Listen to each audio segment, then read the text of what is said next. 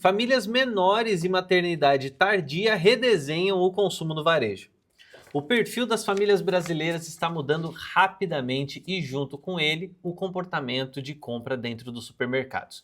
O avanço dos lares unipessoais, a queda da taxa de natalidade, o envelhecimento da população estão transformando a forma como os consumidores abastecem a casa e obrigando o varejo supermercadista a rever estratégias que permaneceram praticamente inalteradas por décadas. Segundo dados do IBGE, o número médio de moradores por domicílio caiu de 3,8 pessoas em 2000 para cerca de 2,8 em 2022, ou seja, 22 anos de diferença, enquanto os domicílios formados por apenas uma pessoa dobrou entre 2012 e 2025 e passou de 7,5 milhões para 15,6 milhões no período. Crescimento de 109,8% em 13 anos.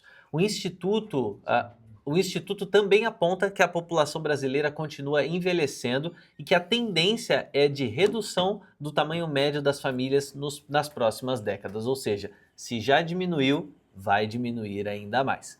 Na prática, essa mudança significa que o tradicional modelo de compra mensal, com carrinhos cheios e embalagens econômicas, vem perdendo espaço para compras menores, mais frequentes e orientadas pela conveniência que a gente comentou agora há pouco.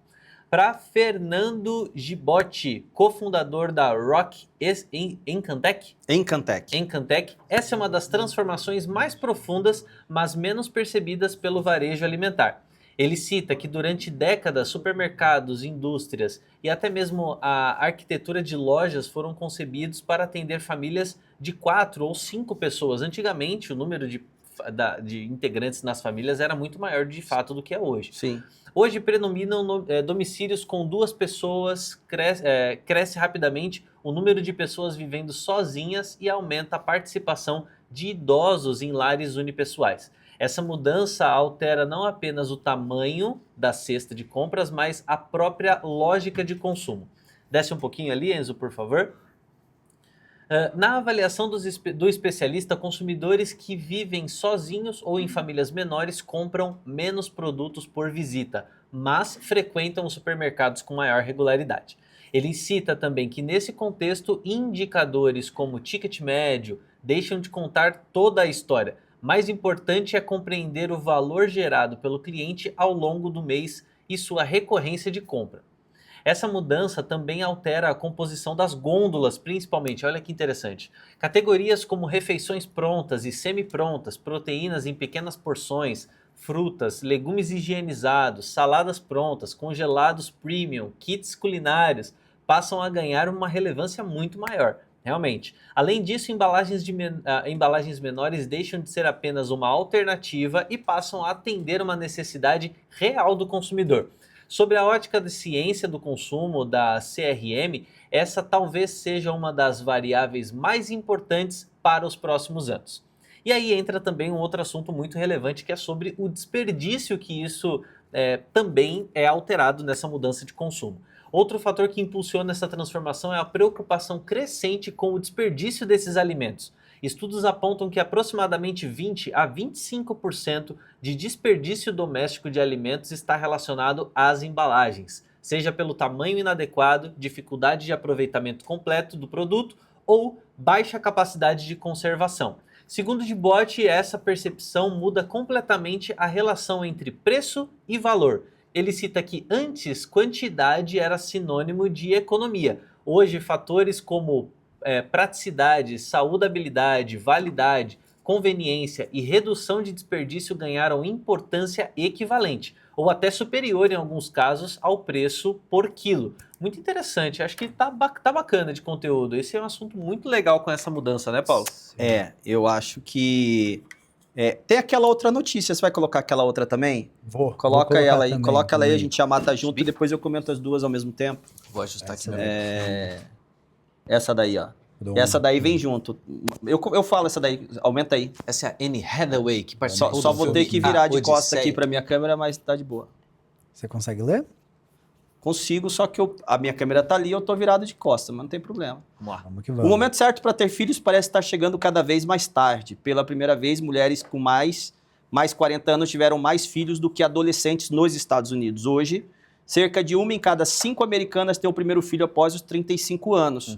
A tendência é mais forte nas grandes cidades, onde as mulheres costumam adiar a maternidade. No Brasil, o movimento é parecido. Segundo o IBGE, a idade média da primeira gestação passou de 25 anos nos anos 2000 para 27. Estimativas indicam que o índice deve chegar aos 30 anos, ou seja, a média de idade da mulher ter o primeiro filho com 30 anos até 2040.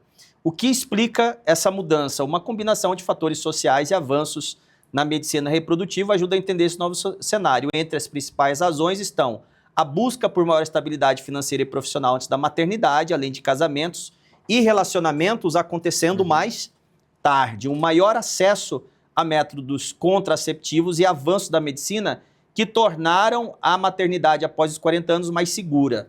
O bottom line, adiar a maternidade ficou mais viável, mas não eliminou os desafios. A fertilidade feminina começa a diminuir por volta dos 35 anos, aumentando o risco de aborto espontâneo, alterações cromossômicas, diabetes gestacional e hipertensão. Tá tudo ligado, tudo conectado. E um ponto agora que também muita gente começou a ter é o pai de pet, né? Não tem filho para ter um pet. Eu sou pai de pet por hora, mas sou pai de pet. Então, assim, quando a gente vê notícias como essa, a gente sempre traz aqui na Eden News, a gente tem falado o tempo todo sobre GLP-1, sobre os impactos que tem causado, mas existe um componente, Enzo, que a gente tem, todo empresário tem que estar antenado em vários fatores que podem impactar o negócio, né, da perspectiva estratégica. E tem questões que envolvem mudanças sociais e culturais. Essas mudanças sociais e culturais que acontecem na sociedade ao longo do tempo dizem muito sobre o que elas vão consumir e ditar o rumo do consumo. E quando a gente olha para as duas reportagens, é nítida que as pessoas elas estão vivendo hoje de maneira diferente do que se vivia anos atrás, 20, 15 anos atrás. Elas estão constituindo família de maneira diferente, como a própria reportagem diz, né? Famílias menores. Poxa, era comum você comprar aquelas fardos de tamanho família, coisa tamanho família, a tendência é isso diminuir. Lá em casa mesmo, eu não tomo refrigerante, mas aí quando você vai ver as meninas, elas tomam, cada uma toma uma hora, não compra mais garrafa de 2 litros. 3 litros, lembra que tinha no passado? Compra individual, então você costuma, porque você não quer tomar muito, você vai tomar um pouquinho, e aí se abrir uma garrafa daquela inteira, ela estraga. Exato, fica xoxa. Então acaba tendo desperdício aí, para você não desperdiçar que você trouxe na matéria, você começa a consumir embalagens menores, né? Então, o varejo que ainda olha para o negócio, o empresário que olha para o negócio do varejo, como ele olhava quando tinha, há 20 anos atrás, ele está nitidamente fora do jogo. Está bem para trás. Porque ele está desintonizado totalmente do cliente atual. E aquilo que eu sempre falo, o cliente de hoje mudou. A farmácia, o varejo, de certa forma, em geral, é outro varejo, é totalmente diferente. No sentido de que o que ele tem que entregar para o consumidor é diferente, porque o consumidor tem preferências diferentes, porque ele vive num mundo diferente. O consumidor evoluiu, uma cultura diferente, uma forma totalmente diferente de ver. Agora, por que muitas vezes o empresário não enxerga isso e vai parecendo o sapo que morre, né, escaldado dentro da panela? Porque mudanças culturais, demográficas, são lentas. Elas não acontecem da noite para o dia, mas elas vão se acumulando. E isso reforça o tema da reportagem que você trouxe. A gente tem um envelhecimento da população, as pessoas tendo menos filhos. Né? Isso vai gerar um impacto, já está gerando. Por exemplo, o público 50+, é um público que tende a crescer cada vez mais. Qual o impacto que isso tem no mix de produto? O GLP-1 está trazendo cada vez mais uma mudança cultural que está impactando nos componentes dos alimentos, componentes de produtos em geral, no vestuário. A gente falou do Hyrox lá e da cultura, né, do fitness como estilo de vida, e que o cara quer ter um estilo de vida mais saudável. Falamos numa outra matéria sobre a questão do health span, né, e do lifespan, ou seja, que ele quer ter mais qualidade durante esse tempo longo de vida que tem. Então isso muda totalmente. E por não chegar como uma disrupção tecnológica, que acontece rápido e todo mundo vê, eles vão chegando silenciosamente, acumulando uma certa distância entre o que o mercado oferece e o que o consumidor realmente precisa. Quando essa distância começa a aparecer nos números, às vezes já é tarde. Quando o cara desperta de que o mercado mudou, agora ele já começou a perder o bonde para quem já começou a perder essas tendências e que já é um pouco do que o Cláudio Seria estava falando ali. Ele falou, Paulo, eu não sei, hoje é muito difícil, mas o que ele está olhando? Ele está olhando para uma possibilidade de que no futuro isso seja uma realidade da qual ele não possa estar fora. E sabe o que vai acontecer? Ele já construiu um aprendizado até agora que vai permitir que ele esteja à frente. Essa é uma forma de ver. Né? Eu conheço casos muito clássicos de iniciativas que muitas vezes as pessoas ficaram, isso aí não vai funcionar, isso nunca vai acontecer, isso não é assim, isso não vai acontecer. E aí na hora que aconteceu e foi sair, já estava tarde. Perdeu-se um tempo de aprendizado importante, porque você tem uma curva de aprendizado nisso tudo. Ele está tendo uma curva de aprendizado nisso tudo. Às vezes pode ter um prejuízo que ele está precificando, está limitado, está ali guardado num percentual que não vai prejudicar o negócio como um todo e está construindo o quê? Aprendizado. Eventualmente, se isso se transforma em algo de mais escala, o cara já está preparado. Quem vai sair depois sai totalmente atrasado. Como a gente diz, catando cavaco, né? Porque aí vai tentar fazer as pressas, vai dar pau, vai errar, vai errar muito mais porque vai sair correndo para tentar pegar um bonde que já perdeu e aí vai ficando cada vez mais difícil. Quando você pega hoje temas como fidelização de clientes, você vai vendo o trabalho que grandes redes estão fazendo, os caras estão fazendo isso há 10 anos, né? Construindo uma base de clientes, aprendendo sobre como esse cliente interage com cestas e como ele interage dentro de um ambiente, para entender como é que a estratégia é moldada por esses dados. E aí a gente agora começa a falar que CRM, que consumidor, que isso é a novidade e vai começar a fazer isso contra o cara que já está 10 anos aprendendo a fazer isso. Aí fica difícil de É muito mais difícil. Então o que está por baixo dessas duas tendências é uma única mudança cultural. O consumidor brasileiro ele está postergando as suas decisões de vida e vivendo com mais autonomia individual por mais tempo. Ele está mais individualista, ele quer viver mais a própria vida por mais tempo. Isso não é uma escolha isolada de algumas pessoas. O que a gente vê é um movimento estrutural impulsionado por maior acesso à educação, maior participação feminina no mercado de trabalho, acesso ampliado a métodos contraceptivos e os avanços que a gente viu na medicina reprodutiva. E esse movimento muda tudo sobre como as pessoas consomem. É isso que precisa entender. O consumo é influenciado por isso. Famílias menores compram em volumes menores, mas compram com mais frequência. Priorizam qualidade em detrimento de quantidade. A embalagem grande, que a gente falou ali que fazia sentido para uma família de 5 pessoas, não faz sentido mais para um casal, igual o Vini, a esposa dele, e o pet em casa. Entendeu? Ou para uma pessoa morando sozinho. Você mora sozinho, Marcos? Não, você mora, Enzo? Hoje em dia, não. Não. Eu lembro que eu vivi bastante de congelados. Você aí, viveu de matéria. Quantas vezes você já chegou cansado e comeu frango cru? Cru não, mas aquela pizza... A pizza congelada. Aquela pizza congelada. Sem dúvida. Então, o sortimento... Entendendo isso, a gente começa a entender que o sortimento precisa ser desenhado para abastecer uma casa cheia, que é desenhado para abastecer uma casa cheia, começa a ficar fora de um contexto em que se tem menos espaço, menos desperdício, menos tolerância para um produto que, se ele comprar demais, vai estragar antes de acabar, né? E para o varejo farmacêutico, isso tem implicações concretas que vão muito além do óbvio, né?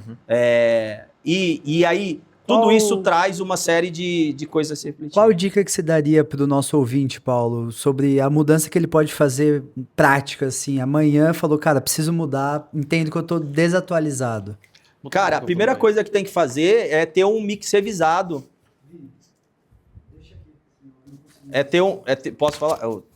A primeira coisa que tem que fazer é ter um mix revisado para revisar o mix, entendendo a demanda de produtos para um consumidor que compra com mais frequência e com menos volumes. Né? Isso é nítido, isso é óbvio. Né? Isso é a primeira coisa que tem que ser feito. e ter cada vez mais uma atenção no mix de produto para uma demanda crescente de produtos de saúde preventiva e de bem-estar individual. Ou seja, quando a gente fala que farmácia é lugar de saúde, bem-estar e higiene, legal. E bem-estar é algo que está crescendo cada vez mais, porque as pessoas estão procurando cada vez mais produtos assim. Isso quer dizer que eles precisam estar mais dispostos na gôndola, eles precisam ter mais profundidade na gôndola, e a equipe precisa estar treinada para vender esses produtos, porque esse consumidor ele chega preparado para isso. Quando a gente pega essa matéria, por exemplo, da maternidade tardia, a gente tem mais uma questão cultural.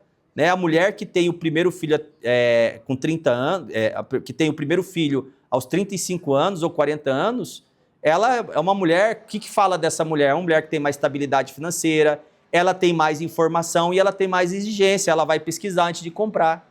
Né? Ela valoriza a orientação técnica muito mais do que o preço. Ela tem demanda, obviamente, por produtos de suplementação de pré-natal, acompanhamento hormonal, produtos para a saúde reprodutiva. Ou seja, e pelo visto não é um perfil de consumidor que seja um nicho, porque ele está se tornando, obviamente, uma tendência crescente demograficamente irreversível. Né? E a farmácia que souber atender esse tipo de cliente com preparo técnico e orientação qualificada, vai construir um relacionamento de longo prazo com o cliente que vai precisar dela em cada etapa dessa jornada, antes, durante e depois da gestação. Então, de maneira prática, tem que discutir esses temas com a equipe, mostrar o que está acontecendo no mercado. Certamente a equipe já identifica essas tendências no relacionamento do cliente, olhar para mix de produto, olhar para a precificação, olhar para ferramentas de relacionamento com esse consumidor e estar antenado, acompanhando a tendência, acompanhando a demanda de consumo de produtos desses consumidores e adequando o mix de precificação com uma grande velocidade para que ele possa estar realmente em fit com as mudanças culturais. Perfeito, perfeito. E até uma coisa que eu acredito que os dados e o olhar clínico ali, estar sempre olhando o indicador com uma visão crítica, ajuda você a tomar essas decisões, né? Sim, sim. Tem que olhar, tem que acompanhar. Então, apresentações menores vão ser tendência, mix de produto cada vez mais individualizado, né? Treinamento da equipe tem que ser, não pode ser uma coisa que acontece uma vez no ano, tem que ser frequente, acompanhando essas tendências para a equipe estar informada do que está acontecendo, também poder trazer feedback, porque eles veem a realidade acontecendo no balcão, enxergar essas categorias que estão com tendência de crescimento, monitorar, como saúde reprodutiva, suplementação pré-natal, bem-estar feminino, porque a gente está falando exatamente nesse contexto da matéria, e, de fato, olhar para isso. As demografias, elas mudam lentamente, mas quando elas mudam de maneira irreversível. Né? E o varejo que se posicionar agora para esse consumidor vai estar exatamente onde o mercado está indo antes da concorrência perceber que chegou atrasado.